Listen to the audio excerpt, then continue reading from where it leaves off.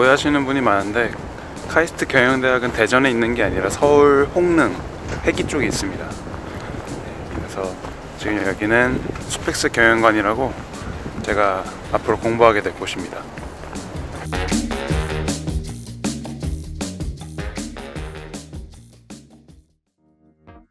나는 올해 카이스트 사회적 기업가 MBA에 들어왔다. 사회적 기업가는 사회 문제를 비즈니스를 해결하는 사람인데, 다니면서 제일 좋은 점은 이 과정에 다니는 모든 사람들이 전액 장학금을 받는다는 사실이다. 단지 조금 힘든 점이 있다면 영어 수업이 가끔 있다는 점? Oh my goodness. We're gonna be rich. 여튼 사업과 병행하기에는 꽤 버거운 과정이다. 진짜 꽤 힘들다. 하지만 나는 이곳에 꼭 들어와야겠다고 생각해. 왜냐면 나 혼자로서는 안경잡이를 앞으로 계속해서 어떻게 해나가야 될지 해답을 찾을 수 없었기 때문이다. 동기와 동력은 좀 다른 것 같아요. 동기는 내가 처음 무언가를 시작했을 때 먹게 되는 마음가짐이잖아요. 동력은 말 그대로 내가 이걸 계속하게 할 수 있게 하는 힘인 거죠. 제가 이 처음 안경잡이를 시작했을 때 좀 안타까운 마음에서 시작을 했어요. 그러니까 사회적 기업가들에 대해서 제가 주변 사람들한테 이야기를 하면 거의 모르겠다는 반응이 대부분이었고, 또 알더라도 너무 먹고 살기 힘들더라, 그렇게 나는 살고 싶지 않다 라고 좀 그 사회적 기업가의 가치를 좀 떨어뜨리는 이야기를 하든지 그런 얘기를 많이 하더라고요. 진짜 저 사람들의 이야기에 막 반박을 하고 싶은데 못 하겠는 거죠. 그래서 그러면 내가 진짜 사회적 기업가들을 만나서 그 사람들이 어떤 마음으로 정말 어떤 비즈니스를 하고 있는지, 그리고 정말 어떻게 살고 있는지 내가 실제로 좀 봐야겠다, 그런 마음을 가지게 됐고, 근데 지금에 와서는 사실 제가 그렇게 우리 한국에 있는 모든 사회적 기업가들을 만난 거는 절대 아니지만 그게 지금 저의 동력은 아닌 것 같아요. 아마도 제가 1년을 넘게 이 안경잡이를 하면서 보게 된 많은 것들이 있기 때문에 그런 것 같아요. 그래서 나는 카이스트 사회적 기업가 MBA에 들어오게 되었다. 앞으로 내가 이 일을 계속하기 위해서 얻어야 할 동력이 무엇인지, 내가 정말 사회적 기업가가 되는 것이 맞는 건지 알고 싶었다. 그러니까 어떤 고민인가? 제일 첫 번째, 그러니까 내가 과연 사회적 기업가가 되는 건가 지금? 그러니까 되는 과정이라고 말씀하셨는데 사실 사회적 기업가라는 사람들은 대부분 특정한 사회 문제를 되게 딥하게 파고들어서 문제를 해결하고 구조적으로 변화시키려는 사람을 의미한다고 저는 생각을 하는데, 사실 저는 지금 되게 갈피를 못 잡고 있는 것 중에 하나가 뭐냐면, 사랑하는 사람이 누군지를 찾아보세요 라고 말씀하셨잖아요. 근데 저는 진짜 딱 그거 듣자마자 바로 한 5초 만에 난 사회적 기업가를 사랑해 라고 됐거든요. 근데 사회적 기업가는 사실 어떤 수혜를 받아야 되는 대상이라고 생각은 전 솔직히 안 들거든요. 그 사람들만큼 이 사회에서 도전적이고, 물론 뭐 여건이 되거나 뭐 그런 걸 다 떠나서 그게 우리 사회에 문제를 겪고 있는 사람은 저는 아니라고 생각을 하는 거예요. 근데 분명히 저는 이 사람들을 위해서 무언가를 하고 싶다라는 생각으로 이제 이 일을 시작을 했는데, 물론 그 동기가 비즈니스를 하면서 좀 달라질 수는 있다고 생각을 하더라도 핵심은 저는 그 사람들이 안에 있거든요. 이런 거 같아요. 뭐냐면 내가 장애인을 위해서 뭔가를 한다 그래. 네. 그러면 더 사회적 기업가 같고. 맞아요. 그리고 예를 들면 교수를 위해서 뭘 한다 그래. 극단적으로. 네네.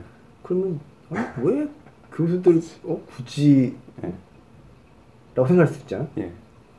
근데 그렇게 큰 레벨로 보면 그런데, 그럼 교수를 위한 사회적 기업이라는 게 뭐냐를 들어가 보면, 교수들은 어떤 문제를 가지고 있느냐, 또는 교수들이 어떻게 바뀌어야 사회적인 변화가 일어나느냐, 에 대한 문제에 들어가면 교수들을 바꾸는 사회적 기업이 반드시 필요할 수 있거든.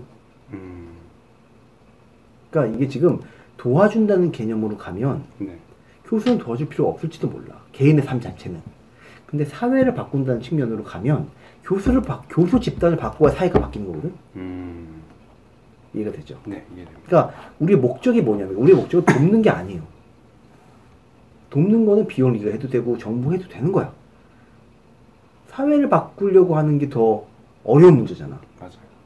근데 그걸 하기 위해서 우리가 머리를 짜내기 위해서 뭘 하는 걸로 모여 있기 때문에 그래서 내가 점점 대상을 명확히 하고 그 대상의 문제를 잘 이해하고 분석하고 정리하기만 하면 충분하다라고 자꾸 생각이 바뀌는 게 예를 들면 기후변화 이슈를 우리나라에서 대체 얼마나 중요하게 생각할까? 중요하지 않게 생각해요. 네. 겉으로는 막 터지지만 실제로 중요하지 않게 생각해. 근데 50년 뒤에 진짜 그거 중요해가지고 우리나라 물 반 잠기면 어떻게 할 거야? 누군가 또 대비한 사람이 있어야 되는 거잖아요. 그럼 지금은 장애인이 중요해? 기후변화가 중요해? 그럼 다 장애인이야 이렇게 생각할까? 근데 그럼 계속 장애인만 중요할까? 그럼 모든 사람들이 다 장애인만 도와줘야 되나? 장애인 위한 사회적 기업 만들어야 되나? 그렇지 않잖아요. 뭐를 고른다고 사회적 기업이고 뭐는 아니고를 내가 이야기하고 싶지 않은 거야 이제. 알겠습니다. 그래서 네. 장애인을 해도 사회적 기업이고 사회적 기업가를 도와도 사회적 기업이고 심지어 교수를 도와준다고 해도 사회적 기업인 거야. 근데 굉장히 중요한 포인트 중에 하나가 형평성이에요. 어떤 면에서요? 형평성? 삶의 격차를 해소시키면 되는 거예요. 아, 가장 중요한 맥락은 기업은 평균을 올리는 게 기업이에요 보통. 네. 격차를 줄이는 게 아니고. 좀 이해가 될 것 같으면서 안 될 예를 것 들면 같아요. 휴대폰을 100만 명이 써. 평균이 올라가죠. 예. 그럼 그건 기업이 효율성을 추구하는 방법이에요. 네. 그리고 돈 많이 벌고. 예. 사회적 기업은 효율성도 물론 무시하면 안 되지만 네. 격차를 줄여주는 거예요. 예를 들면 지금 내가 이 아이폰을 써요. 네. 근데 어떤 사람은 그냥 폴더폰을 쓴단 말이야. 네. 기업은 이 두 개를 다른 시장을 놓고 열심히 제품 출시하잖아. 이해했습니다. 그 격차가 나타나잖아. 분산을 줄인다는 그렇지. 느낌으로 듣는 거예요. 그렇지. 예, 그렇죠. 근데 분산이 이렇게 줄어드는 게 아니에요. 음. 이렇게 줄어들면 얘 거 뺏어서 준다는 소리잖아. 아, 그러네요.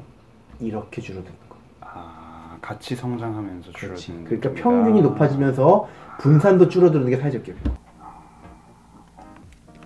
제가 여기서 조금만 더 설명해 드릴게요. 이 세상에 폴더폰만 쓰던 시절이 있었습니다. 불과 10년 전이죠. 근데 스마트폰이 시장에 나오게 되면서 충분한 돈을 가진 사람들은 스마트폰을 사기 시작했습니다. 하지만 돈이 없는 사람들은 스마트폰을 사지 못했죠. 시간이 지나면서 이들의 격차는 더욱 심해지게 됩니다. 하지만 일반 기업은 전혀 신경 쓰지 않습니다. 돈이 충분한 사람에게는 스마트폰을 더 팔면 되고 돈이 적은 사람에게는 폴더폰을 팔면 되니까요. 하지만 사회적 기업가의 시선은 다릅니다. 스마트폰의 보급률이 소득에 따라 차이가 나게 되고 정보 격차가 심해지면서 또 더 큰 소득 격차를 낳게 되는 점을 바라보는 거죠. 사회적 기업가는 이 격차를 줄이는 사람인데 스마트폰을 가지고 있는 사람에게 단순히 스마트폰을 뺏어서 가난한 사람에게 나눠주는 것이 아니라 돈이 충분한 사람은 물론 가난한 사람이 스마트폰을 더 많이 이용할 수 있게 만드는 것이 바로 사회적 기업가가 할 일입니다. 설명이 길었죠? 다시 돌아가겠습니다. 사회적 기업가라는 의미를 조금 다르게 생각해 줘요. 많이 풀렸습니다. 많이 풀렸어. 네. 할 일이 명확해지네요. 그리고 이제 뒤돌아서서 또 패닉에 다시 오게 돼 있어요. 네. 자주 찾아오겠습니다. 좋아. 고민 많이 해서 좋네. 이건 어쩔 수가 없어요. 고민하는 만큼 그냥 성장하는 거야. 여기는 좀 해결됐으니까 다행이네. 네, 많이 해결됐습니다.